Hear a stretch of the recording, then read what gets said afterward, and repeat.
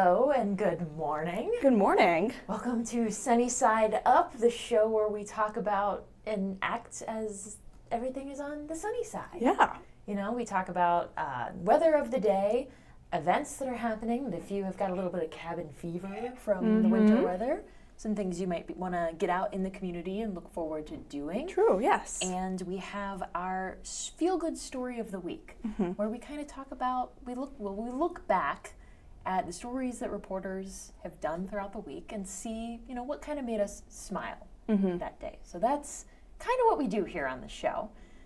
So welcome. It is Sunday, February 1st. Whoa! We're heading into the second month of 2026. We are. And I wore my pink in honor of February because I like the month of February. I was going to wear some fun colors today, but I didn't want to match our lights in the studio, so. That's fair. First alert day, so the lights in the studio were all red. They were. So let's just jump into that. We do have a first alert day today. Tell us why. First alert day, so we're looking at some snow showers that are pushing across the area. If we want to take a look at some of the city cams across the viewing area, we have Cedar Falls, Manchester, Decorah, and Waverly on our city cams here, where we are seeing some of that snow, or at least we're seeing some snow across that area. Yeah, there's still some flakes flying in Decorah. I can see them, and I definitely see a couple in Cedar Falls. So, and there's some in Waverly. I don't know about Manchester right now, but they're shaking. Their camera's shaking, so right, they're and windy. Exactly, and that's part of the issue that we're looking at too. If you see Waverly, their flag is whipping. It is, the winds that are pushing in with this system are strong enough that it is going to be causing some potential issues for reduced visibility this morning. We've seen that across the viewing area in Manchester. This morning's visibility dropped even through our city cam. So it was interesting to just be able to watch it. Gabe has a question, will the winds die down tonight? Yes, as the system pushes through this morning, winds will pick up, but by this evening, expected to calm down once again. We're looking at back down to between 5 and 15 miles per hour through the overnight hours. Do you have a rough time frame on when those winds might die down? Let's just actually pull up a graphic. I got the next 12 hours I can pull up, and we can just take a look at what hour by hour we're thinking we could be seeing some of those wind gusts kind of die down. So, oops, that's not the right one. Let me do actually the right one. It's coming, we promise. There we go. So wind gusts starting this morning, seeing those on the gustier side up to 25 miles per hour across the viewing area. But then even now beyond this, we're going to be watching those winds start to calm down to the wind gusts getting down to single digits. So that really means that those wind speeds will be very, very calm. But even with the winds calming down, they still do stay on the breezier side over the next couple hours with very light snow that is falling.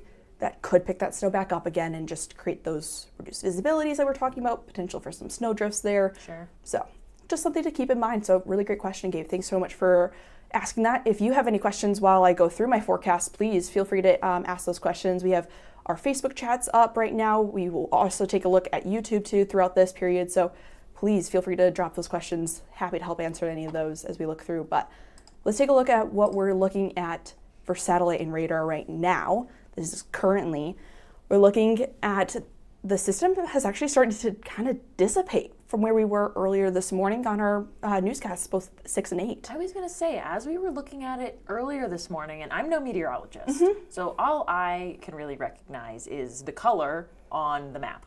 Yeah, and that's truly what you should be looking at. As somebody who, you know, I'm just looking at what you guys put together scientifically. It was like a wave.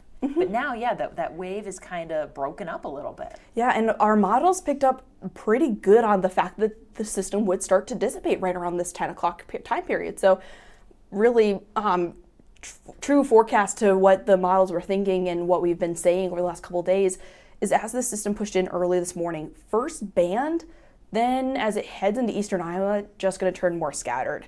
And so we're seeing that areas to the south have been having a little bit of some issues of that snow actually hitting the ground too. But we do see some of the darker purples right now right around the I-80 area. So that likely does mean that snow is heavy enough and is actually now reaching the ground. But A lot of people saying that it's really light, fluffy snow. I expect that with how cold these temperatures are, with temperatures in the low to mid-teens right now.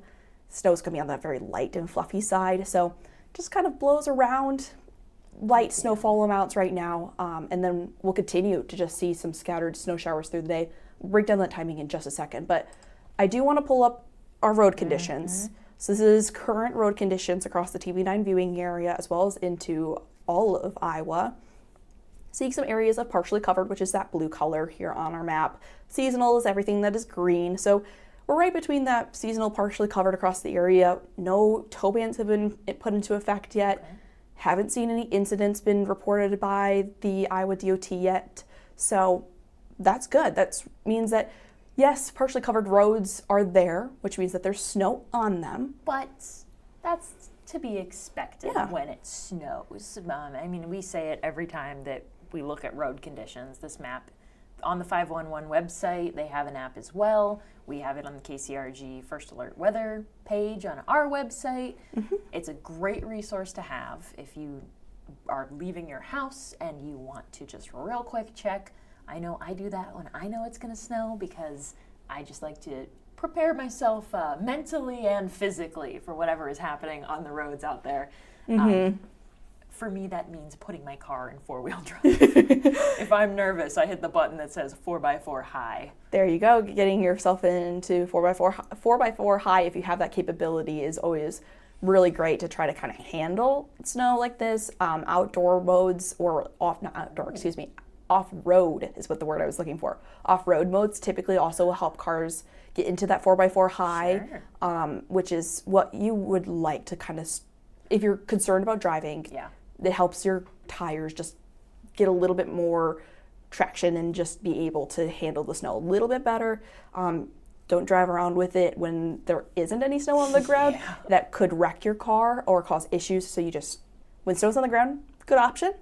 But just making sure to turn it off once the snow is not on the ground any longer. But always the reminder, 4x4 go is not 4x4 stop. True. So yes. Just a good reminder. Yes. Yep. Looking at plow locations, I always think it's super fun to see where those plows are. They're covering those areas where we're seeing those partially covered roads right now. And I expect them to start heading into Linn County within probably, they're just kind of migrating with the storm. So Linn County recently has been put under that partially covered roadways. Watch as those snowplows start to push into that area, likely starting to head into the area, already seeing one.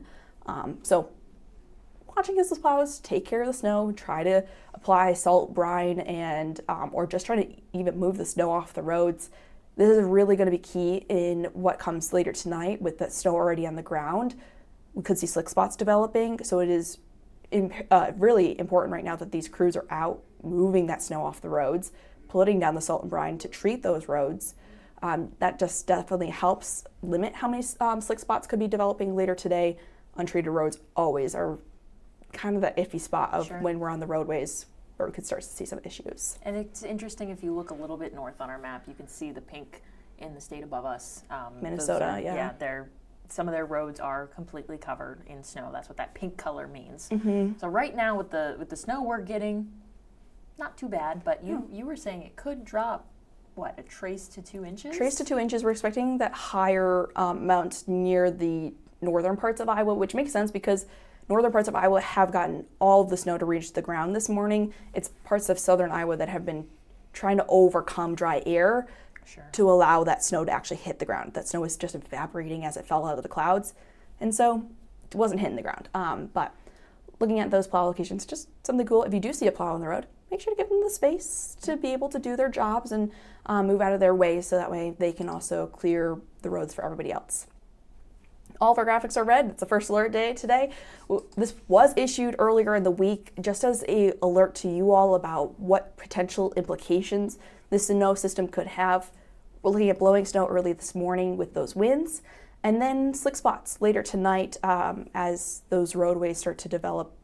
Some spots that could cause some issues, especially on and off ramps, bridges, overpasses, all the areas we talk about freezing the first, freezing the fastest. So just a little extra caution there.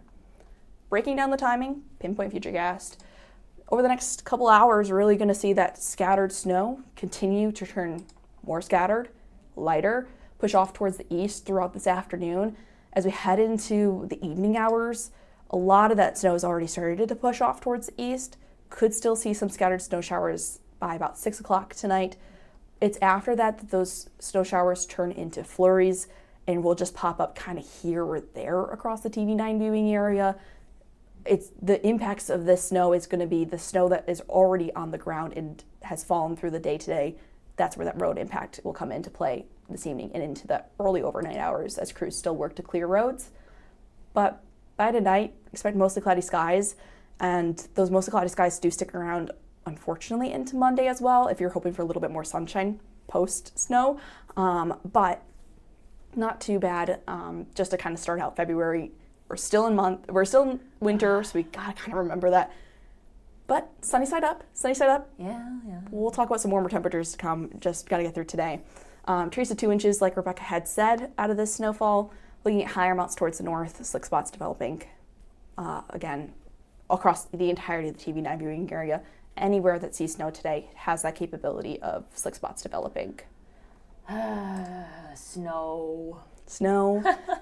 Do we want to look at some warmer temperatures really, really quickly? Yes, let's give me something to look forward to, Camille. Let's look at our 9-day as this decides to load It's sometime. thinking about it. There we go. So first alert day today, first day of February, and then 28 for the high here in Cedar Rapids. We're looking at upper 20s, low 30s for Groundhog's Day tomorrow here in Cedar and across all of eastern Iowa. Then mid-20s for Tuesday, Wednesday, a little bit more sunshine there. But by Thursday, we're looking at highs in the upper 30s and low 40s. 40s further south. So keeping that in mind, likely south of I-80 is where we're looking at those 40s. But I'll take some 30s at this point. Do you think we're going to see people in shorts? Oh, 100%. Oh, 100,000%, I guarantee it.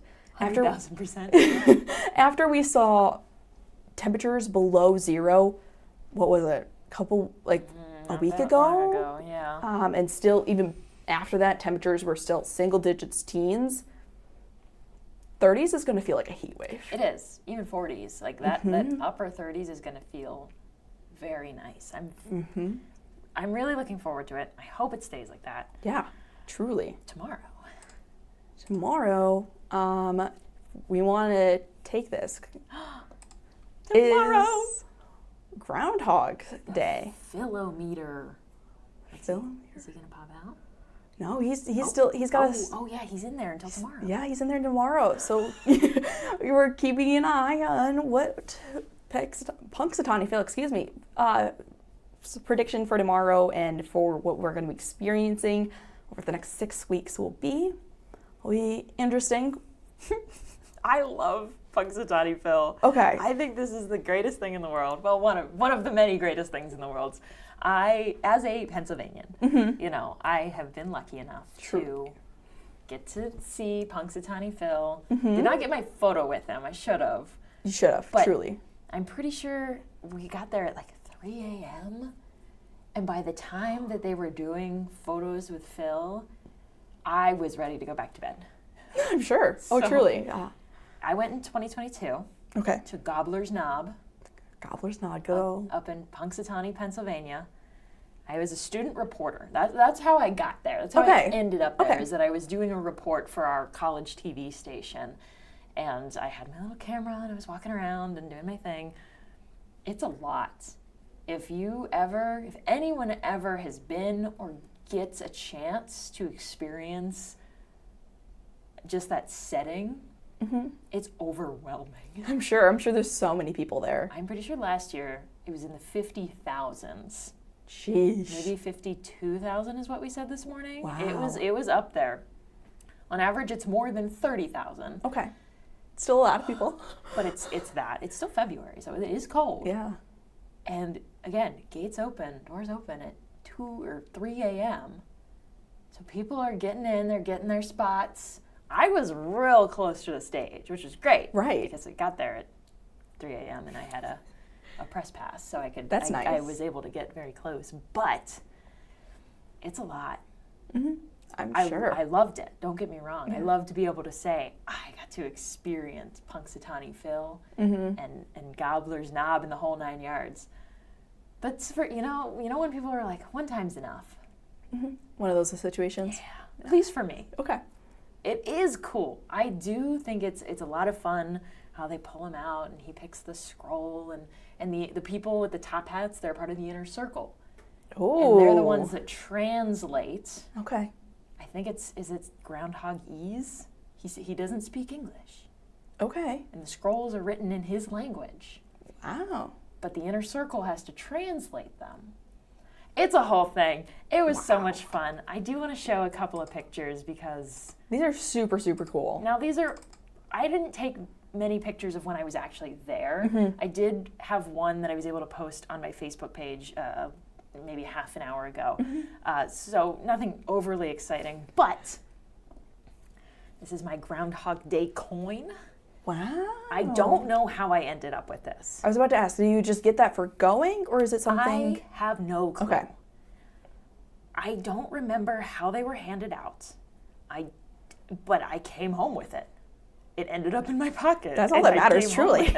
So that's the front. I've got it in a little display case because I'm very proud that I was there one year. And this is the back. It says Punxsutawney Groundhog Club because they're the ones that put it on. Okay. So I don't know if it was a member of the club that handed it to me or one of my college professors because she was really connected with everything that was happening up there. She had a lot of great connections.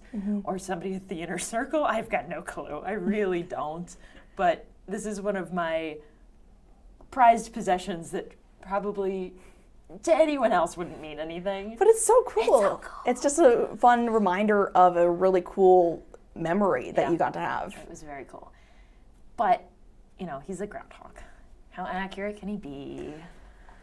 Well, I love him. Yeah. I don't care how accurate he is. I just think it's the coolest thing in the world.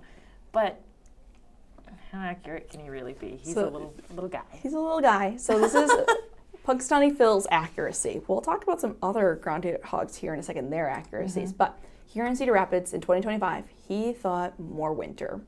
Where? We actually did get more winter. How unfortunate. Early spring in 2024? No, we got more winter. More winter in 2023? Actually, got a nice early spring in 2022. We're 50-50. Okay, so far. Oh.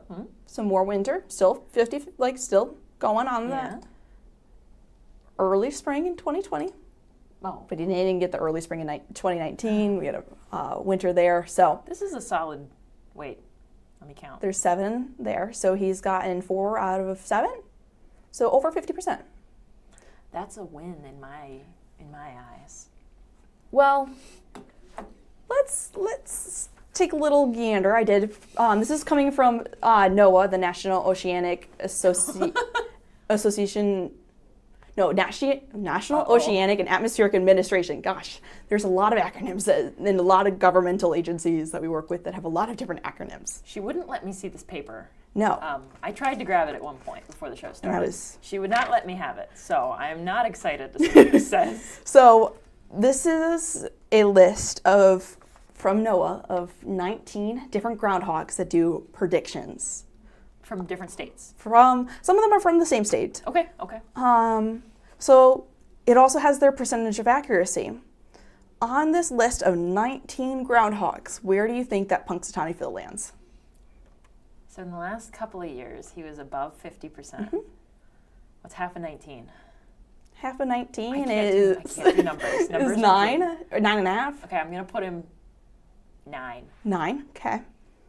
So Punxsutawney Phil is actually 17 on this list of 19 groundhogs. Oh, no. He's also under 3 taxidermied groundhogs that have scored better than him. No, they're not alive. He also is underneath one that is a statue and one that has never been seen. So, wait. West Virginia has a Concord Charlie that is a 65% accuracy, but he's never been seen. Concord Charlie? Yes. Yep. What? I'm just going off this list. Hold on. Wait, I was going to look up a picture, but if he's never been seen. Yeah. Charlie just going to come up with some groundhog. So, Punxsutawney Phil has a 35% accuracy rate. He is also super biased to more winters. I think, what is it? It's, almost over 120 times he's done the weather predictions, and almost 100 times of that he has guessed more winter. So if you're hoping for more spring, he does lead to a bias to more winter. Concord Charlie is a presumed groundhog. Maybe. That's very funny. Yes. So the number one place groundhog is the Staten Island Chuck from New York.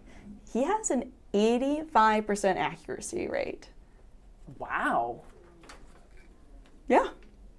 But again, that's pretty good. Punxsutawney Phil, underneath a statue, a groundhog that has never been seen, and 3 taxidermied groundhogs in his ranking. So, I just learned about, I messed up your screen here. No worries, that's okay. I was trying to fix it, and I knew I wouldn't be able to. You're good. I just learned about these taxidermied little guys this morning because I was looking up some groundhog facts, and Potomac Phil came up, and I'm like, no, why is he taxidermied? Taxidermied. Nice. So this morning was the first time I had ever heard about a taxidermied groundhog giving a prediction. So all 3 of these are also from the taxidermied groundhogs are all from Pennsylvania. Uni the groundhog. I'm not even going to try to pronounce that name. Nope. And then Poor Richard, Uni the groundhog, and then Wow. And these are all groundhogs. All groundhogs. These are not that one. That one's a tortoise. Oh. So this one led me astray a little bit. It was the website said list of groundhogs ranked. I didn't read the last line, but yes, the 19th. I think you should put this on your Facebook page so people can see what we're talking about, because we don't have a graphic for it, but that definitely says tortoise. Yes. And this one says it's a prairie dog statue, which is pretty close to a groundhog. I think they're same family. I'm not good at biology. I'm also not a biologist. No, I'm good with chemistry and physics. I love meteorology. Bio, not my strong suit. No. It is almost 10:30, but we started a couple minutes late because we were having some issues with our systems. But we've got a couple events coming up here in the next couple of days. So this one specifically is not today, but you do need to register for it if you want to do it later this week. So registration closes February 4th, which is this Wednesday.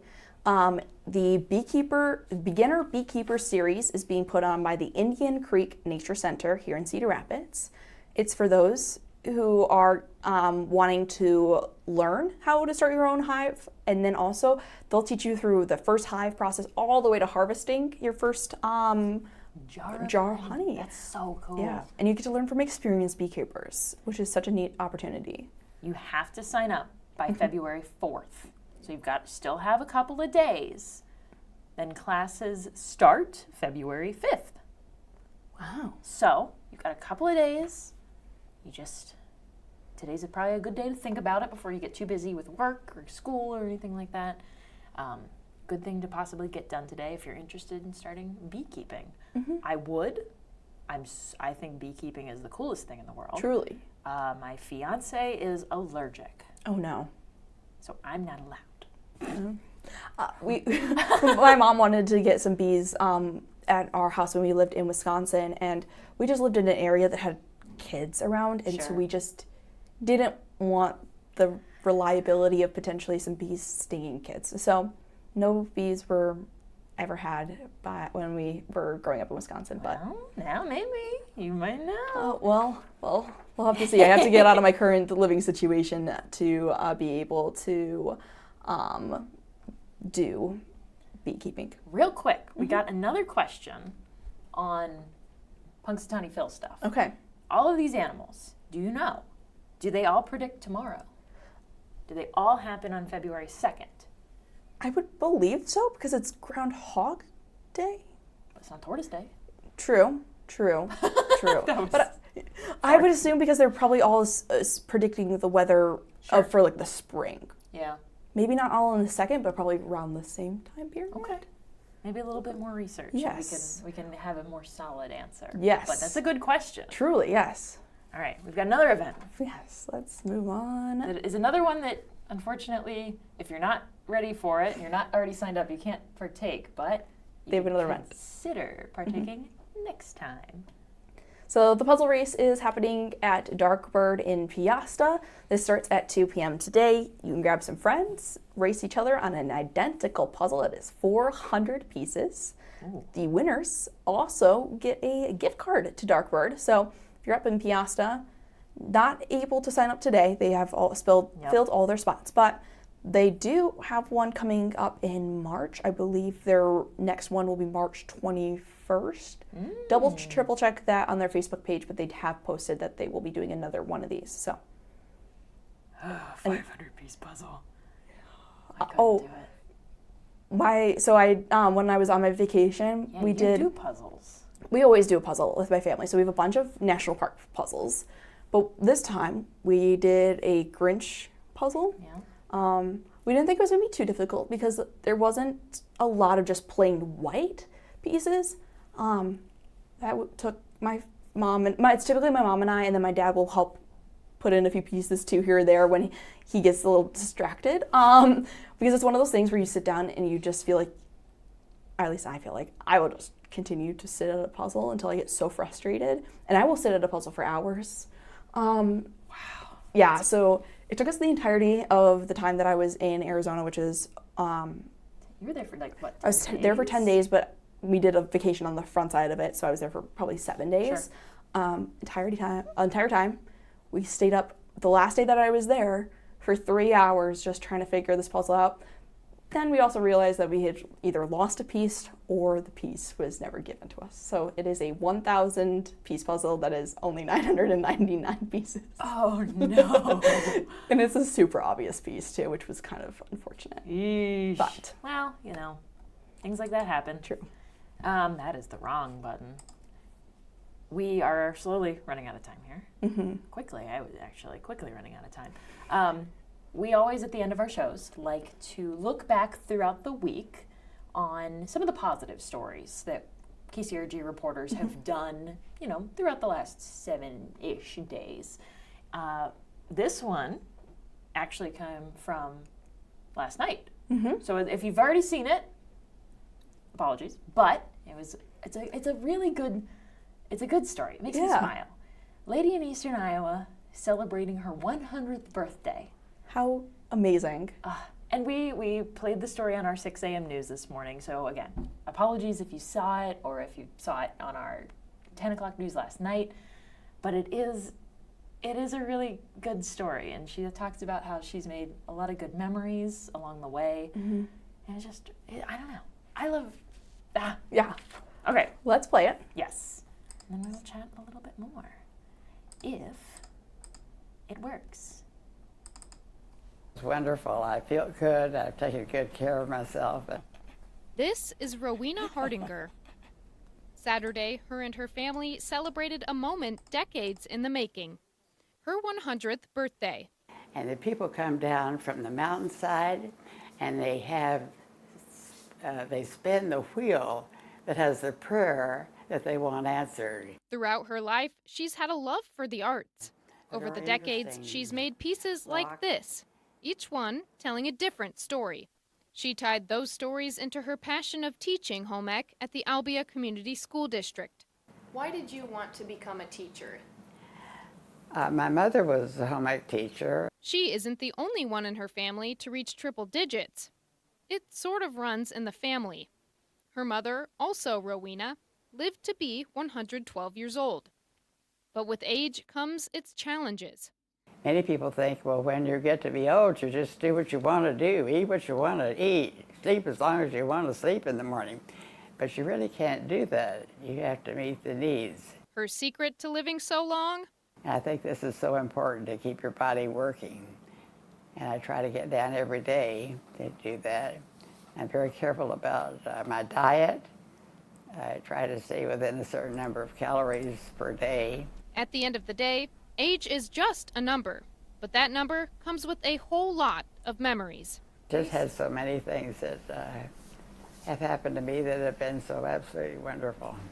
In Cedar Falls, Liz Schultz, KCRG TV9 News. That was Liz Schultz reporting. She's actually one of our interns right now, and she's doing a fantastic job, I would say. It's a great story. You found the answer to the one question. Yes. I'm going to read it off of NOAA's website because So the question was, do all of the different groundhogs, and other animals, tortoise, do they all make their predictions tomorrow? So, the qualifications for this list from NOAA, the 19 groundhogs and alternative groundhogs have been selected to participate in this competition based on the following qualifications. They must have been prognosticating for at least 20 years. So they must have been predicting the weather for 20 years. And then must be an active prognosticator, gosh, this word, as of February 2nd, 2024. So yes, all of these from this list of 19 that I have predict the weather on February 2nd. I wonder if there are some critters floating around out there that might do it either today or on the 3rd to just be a little bit different. I'm sure there probably are. Probably. I know that there's some states have some weird creatures. I know there's a hedgehog somewhere. I think I was going to say a hedgehog. I know that for sure. It's like the different states that do their own ball drop on New Year's Eve. Again, some states drop some odd things. They're all like nods at their own, history and culture. But it is very funny when, you see a big, I don't even know. I think Wisconsin drops a cheese. Like a couple cities could've have dropped that, cheese. And I think I saw a trout. I think a trout, I think we did a package maybe on one of those, or a story where... We're getting off topic. Wrong holiday. But I will be eagerly awaiting Phil. So will I. And I'm putting my hopes and dreams on early spring. I get to wake up to tomorrow to figuring out what his prediction will be. Me too. I'm hoping he doesn't lean to his bias. That's all I can say. That's very fair. Well, it is that time now. We have made it. Yes. We're out of things to kind of chat about today. We're out of time to continue to chat. You can find us on Facebook. We have our own respective Facebook pages. You just search up our name. You could probably put KCRG next to it, and we'll probably pop right up. If you have any questions, events, photos that you'd like to send in to possibly be shown on Sunny Side Up, feel free to send them to us. We would love to feature more local good news things that are happening in our community. So feel free to send them in to us. Stay warm, stay safe in the winter weather today. And until next time, have a great rest of your weekend.